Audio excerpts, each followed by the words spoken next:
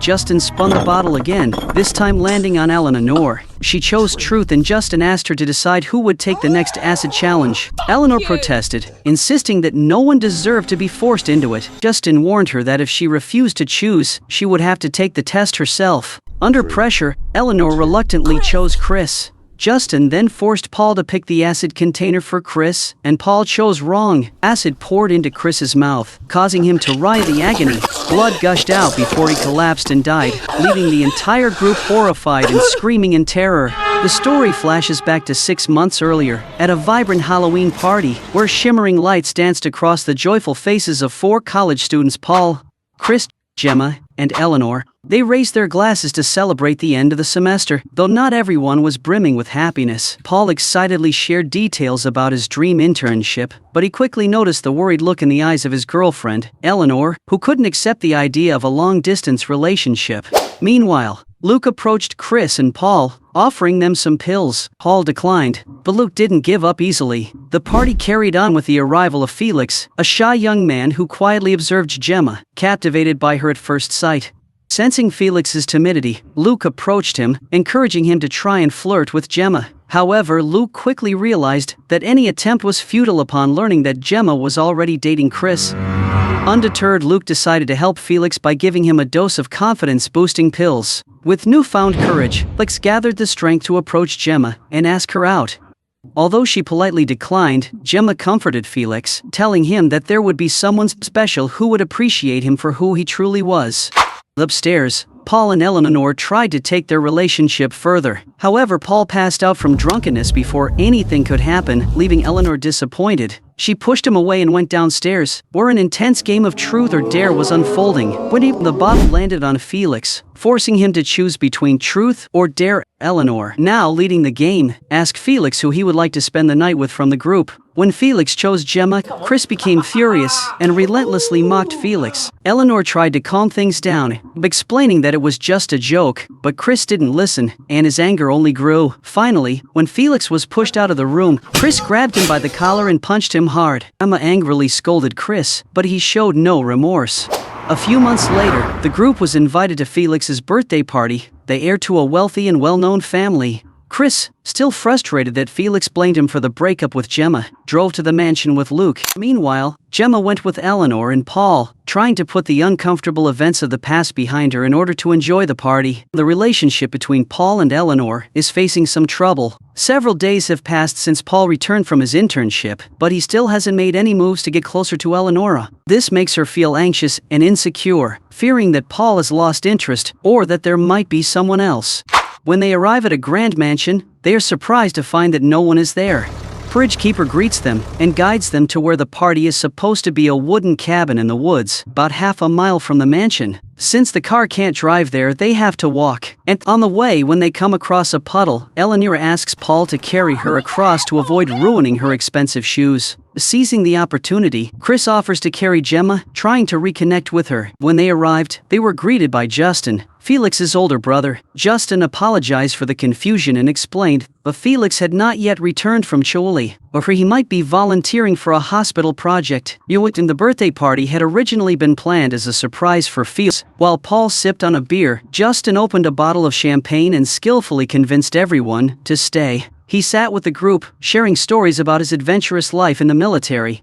As the conversation continued, Justin noticed the dynamic between Chris and Gemma. He unexpectedly commented that Gemma was Felix's ideal type. Chris responded with a loud laugh, making Justin quietly wonder if Chris truly loved Gemma more than his own brother. But Justin's expression became hard to read when Chris brought up the fact Felix had tried to approach Gemma at their end-of-term Halloween party. Later, Justin walked over to Eleanor and Gemma, pouring them both champagne. Both women were quickly drawn to his rugged appearance and began chatting with him happily. They even emphasized that they were very close friends of Felix, which made the atmosphere between them and Justin even more relaxed and open. Eleanor gently touched Justin's muscles, then encouraged Gemma to do the same. However, by pulling Gemma's hand a bit too forcefully, Eleanor accidentally spilled champagne on Justin. Although both quickly apologized, Justin silently ignored them. Deep down, Eleanor was trying to create an opportunity for Gemma to flirt with Justin. Soon after, Gemma followed Justin as he went to change clothes, and between them, playful flirting quickly began until Luke appeared, interrupting them. Luke suggested using balloons to get high, but Justin dismissed the idea, thinking it would be more fun for everyone to sit in a circle and play a game of truth or dare. In the first round, the bottle pointed to Eleanor. Chris immediately dared her to be intimate with Gemma, causing the two women to kiss each other. Paul was about to joke by suggesting a date between him and Chris, but Justin quickly interrupted and continued the game. But this time the bottle pointed to Gemma. Chris asked if she still loved him, but she only vaguely responded that she wasn't sure. It was Justin's turn next. He spun the bottle deliberately so that it pointed to himself, then declared that he would choose truth. Justin revealed the shocking truth: Felix wasn't in Chile, he had hung himself right in this cabin. At first, some people in the group didn't believe it, thinking Justin was just joking. However, he firmly insisted that what he said was true. Justin explained that while he was in Afghanistan, Felix had ended his life. When he returned, he discovered what had happened, but the family had asked the bridge keeper to cover up the incident to protect their reputation, though the scandal still spread. As he spoke, Justin didn't hesitate to use homophobic slurs, making the atmosphere even more tense. Paul asked why Justin had brought them here. Without hesitation, Justin bluntly replied that he wanted to find out who was responsible for pushing Felix to commit suicide. The group slowly realized that they had walked into a trap set by Justin. Even worse, no one knew that he was carrying a gun. In a panic, Eleanor wanted to leave with Paul, but he couldn't drive in his drunken state, leaving them trapped in imminent danger. Justin hands them a postcard with truth or dare written on it, along with the harsh words Chris had said to Felix at the Halloween party. He claims he found the postcard in Felix's bag after he hanged himself, and believes it may have been the catalyst for Felix's suicide. Chris tries to leave, but Justin blocks his way. When Chris attempts to punch him, Justin effortlessly defends himself, using his military training. Eleanor grabs a wine bottle and moves to strike Justin, but he sidesteps and slaps her, sending her crashing to the floor. Paul rushes to help her, but Justin pulls out a handgun and shoots Paul in the leg. Gemma begs Justin to stop hurting anyone, but he ignores her pleas. Paul reaches for his pole. The police. Justin swiftly shoots it, shattering the device and injuring Paul's finger to assert his control. He then orders Luke to tie up their friends and confiscate their belongings. Under duress, Luke hesitantly complies, playing the role of a reluctant henchman. Justin also directs him to lock their things in a box, which Luke does without resistance. Holding the gun, Justin continues to question them about the postcard, but none take responsibility.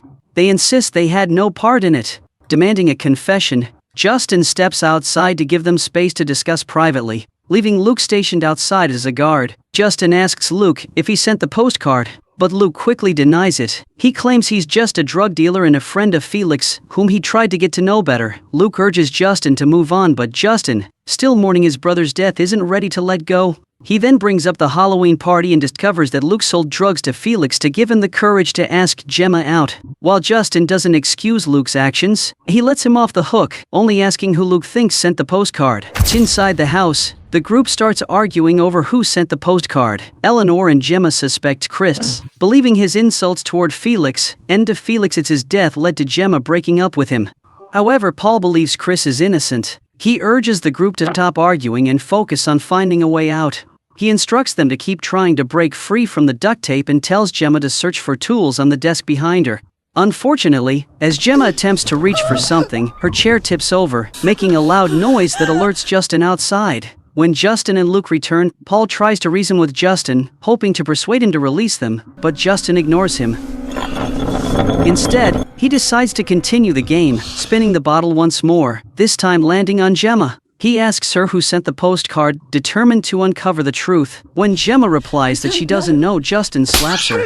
Left with no other option, Gemma accuses Chris, prompting the others to follow suit. However, Chris attempts to defend himself by providing an alibi, claiming he was in Spain when the postcard was sent from London. The group erupts into chaos as Eleanor continues to accuse Chris, prompting Justin to fire a warning shot to quiet them down. The game resumes, and when the bottle lands on Chris, he picks dare. Justin decides to execute an acid test. The group pleads with Luke for help, but he ignores their desperate cries. Justin inserts a tube into Gemma's throat, connecting it to two containers, one with water, the other with acid. He demands that Chris choose between them, but Chris refuses. Justin then suggests that Chris pick himself, effectively cutting Gemma's chances of survival in half, knowing which container holds the acid. Afterward, Chris chooses the left container, fortunately selecting the right one. The game continues as Justin spins the bottle again, and it lands on Eleanor. She picks truth. Justin asks her who will be the next to face the acid test, but she protests, insisting that no one should have to undergo it. Justin warns her that if she refuses to choose, she will be the one to face it. Reluctantly, she selects Chris. Chris admits he sent the postcard to Felix, but Justin knows he's lying because he has evidence. Paul then speaks up, telling Justin that none of them are Felix's friends since no one really liked him. Paul calls Felix sick and mentions he once saw Felix watching them while he and Eleanor were intimate. He even calls Felix gay, which enrages Justin, prompting him to make homophobic comments. Justin then forces Paul to choose Chris's acid test box, but Paul selects the wrong one. As the acid enters Chris's mouth, he writhes in agony, blood pouring from his mouth before he dies. The group screams in terror, but just then, a knock on the door interrupts them. Jonesy, Luke's drug supplier, has been tracking Luke's GPS and wants to join the party. However, Luke stops him, angering Jonesy with his selfishness. When Justin steps outside to handle the situation, Jonesy begins to back away hesitantly. Justin invites Jonesy to join them, but he refuses, spraying pepper spray at Justin. Justin swiftly dodges and retaliates, breaking Jonesy's arm. He then continues spraying pepper spray at Jonesy, testing Luke's loyalty. Justin hands Luke a gun, commanding him to shoot Jonesy. Luke is faced with a devastating choice. He must either aim the gun at Jonesy or at Justin. With 3 bullets still in Justin's gun, there's a 50% chance of killing whoever Luke chooses. If Jonesy survives, Justin promises to let Luke go. But if Luke shoots Justin and he survives, Justin will kill everyone else. Forced to decide, Luke points the gun at Jonesy, who pleads for his life. But Luke has no other option and shoots him dead. Meanwhile, inside the house, the group desperately tries to escape. Gemma manages to turn her chair toward the desk, but she falls, quickly crawling to grab the saw. While Justin is distracted outside, Gemma frees herself and prepares to help the others. However, Eleanor insists on running away immediately, leaving no time to wait. This frustrates Paul, as it feels they could have escaped if Gemma had returned sooner to help them. Eleanor realizes that with Paul's injured leg, running isn't an option.